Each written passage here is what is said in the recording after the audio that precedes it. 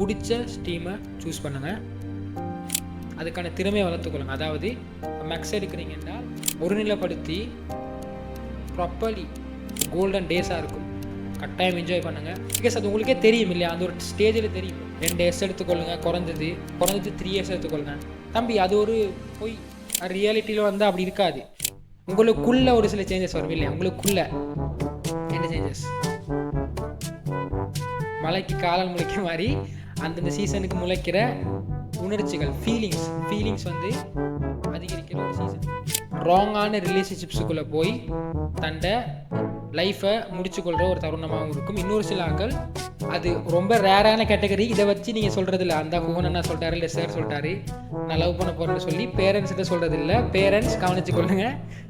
Alright, hello students, welcome back to another video of ஹென்ஸ்பி academy. So நான் தான் உங்கள் மாஸ்டர் குஹன், அண்ணா. இந்த வீடியோ